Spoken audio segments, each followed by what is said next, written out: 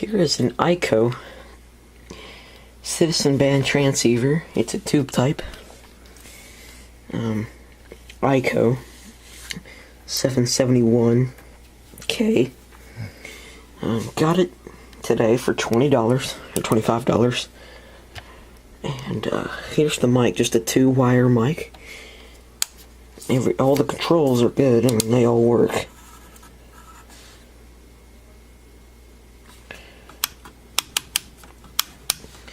And I actually found this sitting back in the corner behind several things.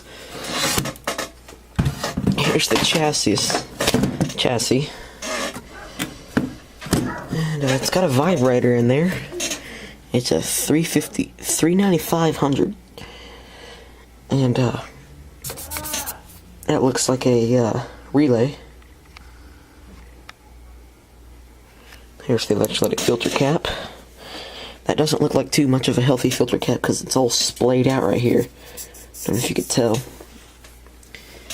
And it's got Eico tubes. They're made by Westinghouse. And of course we have a speaker, in which case it is good. It doesn't scratch. A selector switch. 2 indicator lights, one for on and one for transmit. Audio output transformer, power transformer, a few different tubes. This one's a GE. Oh, it's a GE too. It's a 6BA6. Eico, made in Holland. That's odd. And there's a few problems that this thing has. Now, I actually had one extra cap, which is a 4.7 at 350 volts. I replaced this bad cap here. This is a 4 microfarad at 250 volts. And that's the wrapper of a capacitor. Let me flip it upside down. And here's the bottom. I've already started replacing caps right here. There's that one right there. It's inside 2 resistors, one right there and one right here, and it melted the casing. But not only that, it was bad too. It's a 50 at 25, and we'll give you a good look at that bad part.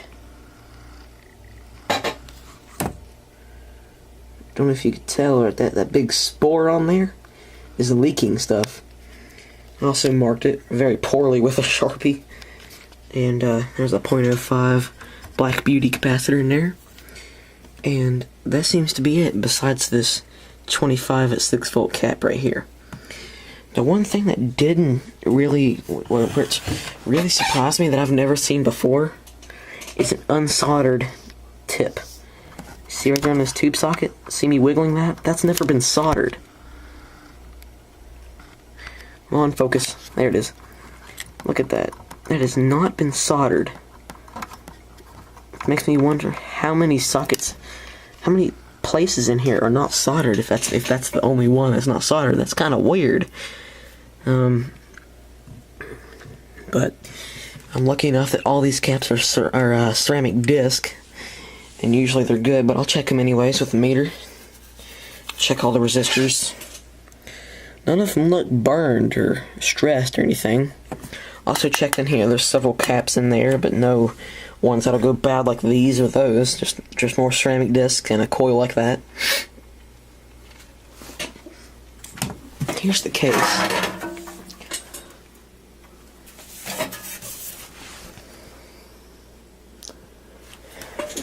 This has one of the craziest looking fuses in there that I've ever seen. This is freaky looking. Look at that. What a fuse. That's the original. That's a 12 amp. As is indicated right here. Where is it? There. 12 amp. That's what was in there. And I've just never seen one like that before. That's a pretty thick fuse for 12 amps, but I did read it on the cap and it was 12 amps. And I do have the plug that plugs up on the back. hold on real quick. I actually have these sockets. Here's this one mated with old starchy power cord. It's going to get replaced. And just plugs up on the back. It kind of looks like a tube socket. Actually, I think it is. Plugs on there. And also have the 6-volt adapter. This is just the positive lead. Then you connect your negative to the chassis ground. Also, car chassis ground should be. If it's not, then you've got a freaking crazy car. But take some more fun looks at this item here. You know, I don't normally mess with tube type, or not tube type, but CB radios like this. Usually they're too much of a mess. But this one kind of caught my eye as being kind of special, since it had like 3 inches of dust on it and no one's messed with it. And I figured if no one's gonna, let me take that off real quick. I figure if no one's gonna mess with it, it's gonna end up getting thrown away or something. So I might as well save it. And I did. Brought it home for $25. I thought that was a decent price. I think I overpaid a little bit, but it'll all depend on how its performance will turn out. And I don't know much about these things. All I know is that they use tubes, and should be an easy restoration project. See, I've already got a cap right here. Much smaller than the original. You can see how they get away with making stuff much smaller. But the diameter is a little bit bigger on this one. There's the potentiometer for power and volume, and then squelch or squelch, and channel receive. I forget how that works. Let me lean it up here and we'll see how it works. It's like a really teeny variable capacitor, but the thing that worries me is how this just keeps on turning and turning and turning. It doesn't. I don't know if it's supposed to do that. If it's supposed to be like this, where it stops, or like this. But yeah, it's what it is. Also, everything is labeled. There's the filter cap socket. Not very much room for caps, if any. I'll have remove the old filter cap on this one and put the caps up there, up top, because the reason being is if I don't do that, I won't have enough room, and plus there's plenty of resistors down here to melt the plastic.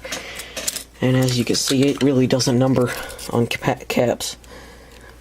Here's another look at that cap. I don't know if you can see it. That one's really bad. Really, really bad. Looks like it actually got hot and made a hole. I'm not sure. There's the 25. Here's a much better look at that problem of the unsoldered socket. Let me find it. Where'd it go? There it is.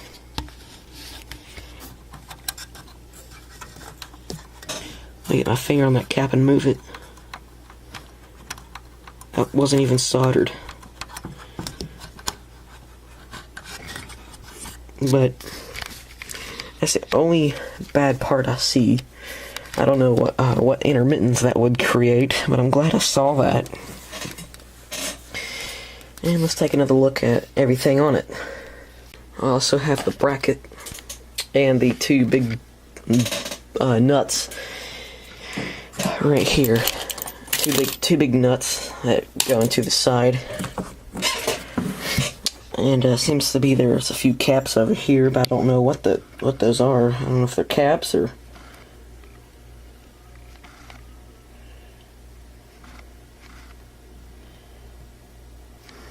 Camera's just not wanting to focus. Got crystals here, removable. There's one missing. I don't know what that's all about, but that one's looks like channel 1. I think that's what it says on the top.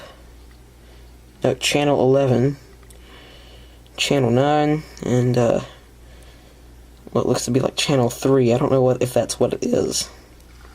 It says CH and the corresponding number There's those caps. Or I think those are capacitors, I'm not sure. I've never seen those before. Only a few times. There's more caps. There's a big coil right here. It says made by Westinghouse for Eico. It looks like the date code is 1962. 9th week of 1962, so we now have a date. I'll see what date the GEs say. But there's the speaker if anyone's interested. It's got 2 leads, very poorly soldered on the left or right terminal, and then poorly soldered on the left terminal is the ground, which goes to chassis ground. So that's the negative of the speaker. And I'll be doing several tests, testing all the coils, testing all the resistors and caps, replacing any that are bad. But as you can see, those crystals are replaceable, so you can change the channel that you receive. But I don't know if that is what you can receive. It's 23 channels, so that's kind of cool. And I don't know if it'll work without the microphone. I think it should, since it's only a 2-prong, which means hot and negative. Hot or neutral or whatever, which means if nothing's hooked up to it, it wouldn't matter. You couldn't transmit, but I don't know. The power and volume knob is held together with tape. I'll be sure to remove that tape, or if that knob comes off. Oh, it does. Okay, see, it's definitely aged. That tape's been on there a while too. But that's the Eico 771 before restoration from 1962.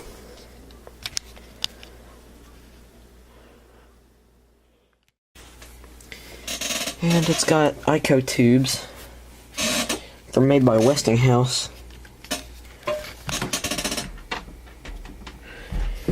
And of course we have a speaker, in which case it is good. Got it today for $20 or $25. And here's the mic, just a 2-wire mic. All the controls are good. I mean, they all work.